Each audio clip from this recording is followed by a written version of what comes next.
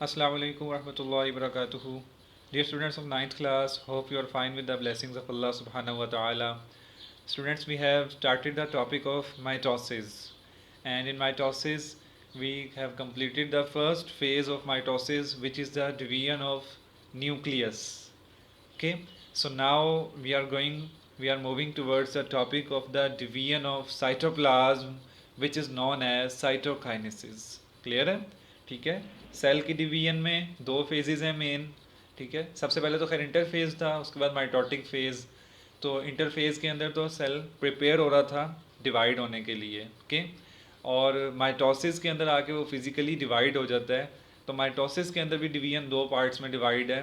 पहले न्यूक्लियस की डिवीजन होती है, और न्यूक्लियस की डिवीजन के बाद साइटोप्लाज्म डिवाइड होता है. Okay, so we have to see what is meant by cytokinesis. Okay, cytokinesis की सिंपल डेफिनेशन है, cytokinesis is the division of cytoplasm. Now we see how it occurs in animal cells. Okay, so you can see the diagram here. Cleavage furrow इस process का नाम है जिसके तहत जो है एनिमल सेल डिवाइड होता है. ठीक है, होता क्या है स्टूडेंट, आपके सामने ये फिगर कल भी आई थी जब दो न्यूक्लियर एनवेलप बन गए थे एक ही सेल के अंदर. ठीक है, यानी टेलोफेज के प्रोसेस में जेनेटिक मटेरियल दो पार्ट्स में डिवाइड हुआ, और फिर वो सेल के अंदर दो पोल्स के ऊपर दो नए न्यूक्लियस बन गए. अब क्या हो रहा है, यहाँ से एक गैप पैदा होना शुरू हो गया. क्लेवेज बेसिकली शगाफ को कहते हैं. ठीक है, और फ़रो का मतलब होता है कि किसी चीज़ के अंदर जो है वो किसी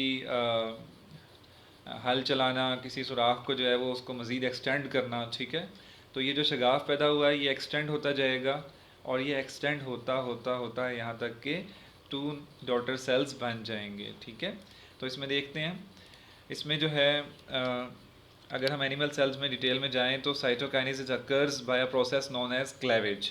अ cleavage furrow develops where the metaphase plate used to be. ठीक है, तो आप लोगों ने मेटाफेज में देखा था कि जो जेनेटिक मटेरियल था, डीएन जो हैं क्रोमोसोम्स थे, वो एक प्लेट के ऊपर एक अलाइन हो गए थे, उन्होंने अरेंज हो गए थे वो. ठीक है, यहीं पे क्लेवेज फरो बनेगा, और यहीं से जो पेरेंट सेल है वो डॉटर सेल्स के अंदर डिवाइड होगा. इसके बाद आते हैं हम साइटोकाइनेसिस इन प्लांट्स के ऊपर. So you can see the diagram of plant cells. इसमें आप देखें स्टूडेंट्स, सेंटर में ये एक अलाइनमेंट हो रही है. ये क्या मटेरियल है, बेसिकली गोल्जी अपरेटस के बारे में हमने पढ़ा हुआ है. गोल्जी अपरेटस जो वेजिकल्स प्रोड्यूस कर रहा है उसमें सेल वॉल के मटेरियल्स मौजूद हैं. तो ये वेजिकल्स क्या होंगे, ये अलाइन होना शुरू हो जाएंगे. ठीक है, और करते करते करते ये एक डेवलप्ड स्ट्रक्चर बना लेंगे. ठीक है, इसको सेल प्लेट कहा गया है. यही सेल प्लेट जो है फिर ये सेल मेम्ब्रेन का मटेरियल भी इकट्ठा करेगी, और यहीं से सेल जो है वो टू डॉटर सेल्स के अंदर डिवाइड हो जाएगा. ओके, आप देख सकते हैं cytokinesis in plant cells occurs differently. ठीक है, यहाँ पे डिफरेंट क्या चीज़ है, vesicles derived from the Golgi apparatus move to the middle of the cell. Okay, Golgi apparatus ने जो वेजिकल्स बनाए वो सेल के मिडल में पहुँच चुके हैं. एंड फ्यूज़ होना, इकट्ठे होना, मिल जाना, मर्ज हो जाना, to form a membrane bounded disc called cell plate और फ्रैगमोप्लास्ट.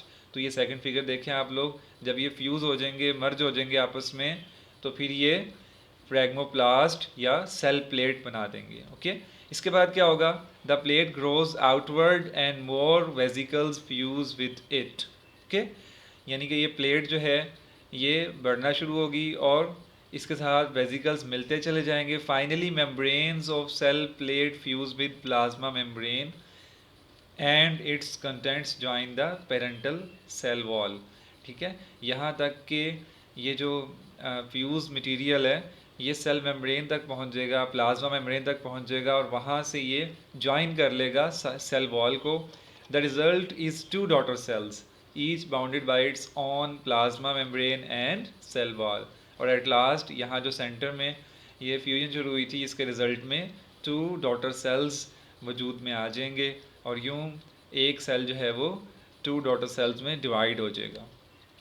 इसके बाद स्टूडेंट्स हम सिग्निफिकेंस ऑफ माइटोसिस का टॉपिक स्टार्ट कर रहे हैं. सिग्निफिकेंस अफादियत को कहते हैं, अहमियत को भी कह सकते हैं, ठीक है। सो माइटोसिस की सबसे बड़ी इंपॉर्टेंस ये है, हमने इसकी डेफिनेशन में देखा था, it's a type of cell division in which two daughter cells are formed with same number of chromosomes as in the parent cell. तो बेसिकली यही मेन पॉइंट है कि जो इम्पोर्टेंस ऑफ माइटोसिस है वो यही सबसे ज़्यादा इसमें है कि मेंटेनेंस ऑफ क्रोमोसोमल सेट, ठीक है।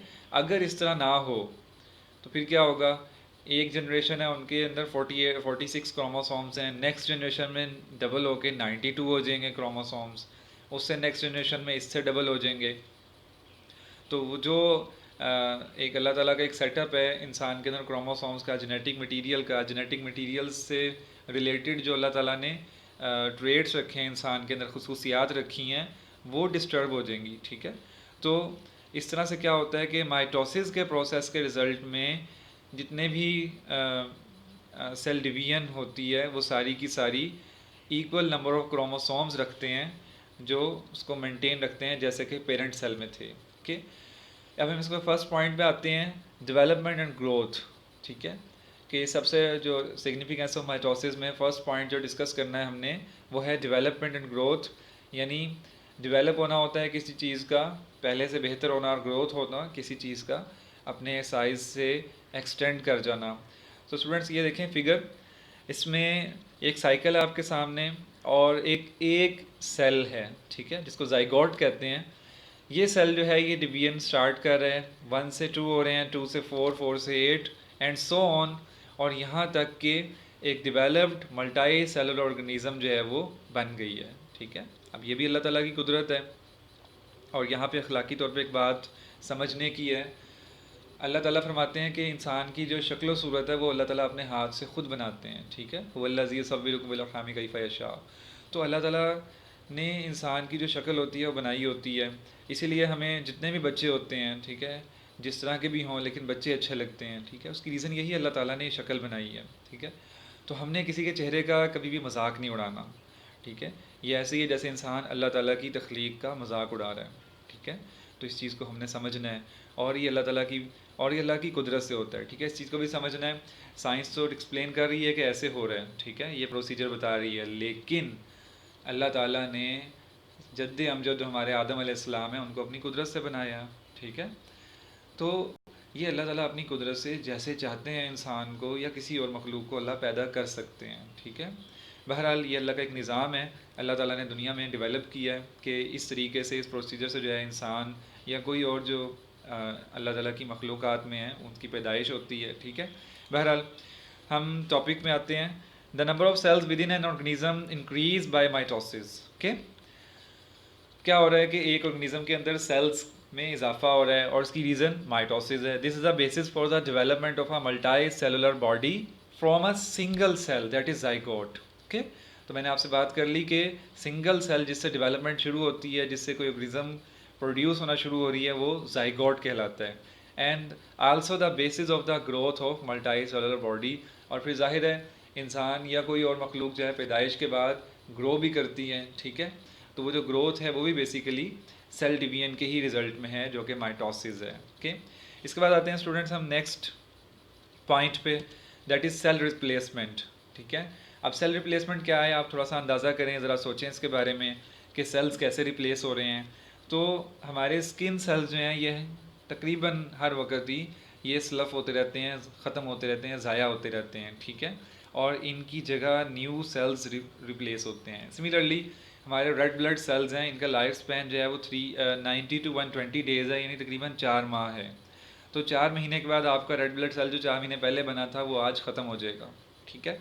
तो उसकी जगह नए सेल्स बनने हैं। So this is called cell replacement, okay. इसकी रीडिंग कर लेते हैं। In some parts of body, skin and digestive tract, cells are constantly sloughed off and replaced by new ones, ठीक है। समझ आ रही होगी आप लोगों को, सेल्स कंटिन्यूसली ख़त्म होते रहते हैं और न्यू रिप्लेस करते रहते हैं उसको। New cells are found by mitosis and so the exact copies of cell being replaced. Similarly red blood cells have short life span about 4 months and new red blood cells are found by mitosis, okay. So आपको clear हो गया होगा topic what is cell replacement. So students, आज हम revise कर लेते हैं। हमने आज के लेसन में सबसे पहले साइटोकाइनेसिस का प्रोसेस पढ़ा। Cytokinesis means the division of cytoplasm. फिर हमने ये देखा कि एनिमल और प्लांट सेल्स में ये कैसे डिफरेंटली होती है। सो एनिमल सेल्स के अंदर तो क्लेविज का प्रोसेस होता है। साइटोप्लाज्म एक जगह से गैप प्रोड्यूस होना शुरू हो जाता है और वो गैप जो है वो क्लेविज फरो यानी वो गैप इंक्रीज करता है और करता करता वो सेल्स एक से दो में डिवाइड हो जाता है। सिमिलरली प्लांट सेल्स के अंदर क्या था, गोल्जी अपरेटस में वेजिकल्स बनते हैं जिनमें सेल वॉल के कंटेंट्स होते हैं। ये सेंटर में आके इकट्ठे होना शुरू होते हैं और इकट्ठे होते होते जब ये फ्यूज़ होके सेंटर में एक वॉल की सूरत अख्तियार कर लेते हैं जिसको सेल प्लेट कहा गया था। वो सेल प्लेट जो है वो फिर अपने कंटेंट्स इकट्ठे करके आहिस्ता आहिस्ता प्लांट सेल को दो पार्ट्स में डिवाइड कर देती है। इसके बाद हमने पढ़ा स्टूडेंट सिग्निफिकेंस ऑफ माइटोसिस कि माइटोसिस की क्या इंपॉर्टेंस है। तो इसमें हमने आज दो पॉइंट्स डिस्कस किए हैं। एक है डेवलपमेंट एंड ग्रोथ, यानी कि ह्यूमन बॉडी के अंदर या किसी और ऑर्गेनिज्म के अंदर जो डेवलपमेंट हो रही है या ग्रोथ हो रही है वो माइटोसिस का रिजल्ट है। और फिर सेल रिप्लेसमेंट, कुछ सेल्स ऐसे हैं बॉडी के जो मुसलसल स्लफ होते रहते हैं, ख़त्म होते रहते हैं, तो उनको रिप्लेस होना लाजमी होता है। So this is also take place through mitosis. इसके बाद स्टूडेंट आज का होमवर्क नोट कर लीजिए। आप लोगों ने नोट तैयार करना है साइटोकाइनेसिस के ऊपर। छोटा सा क्वेश्चन है, ठीक है, लेकिन एज अ लॉन्ग क्वेश्चन ये पूछा जा सकता है आपसे, तो आप लोगों ने इसको प्रिपेयर कर लेना है। इसके बाद आप लोगों ने माइटोसिस की जो सिग्निफिकेंस है इसके भी दो पॉइंट्स आज हमने डिस्कस किए हैं और दो पॉइंट्स रहते हैं, वो इंशाल्लाह अगले लेसन में डिस्कस करेंगे। ठीक है, आपने इनको भी प्रिपेयर कर लेना है इंशाल्लाह। अगले लेसन तक के लिए अल्लाह हाफिज़।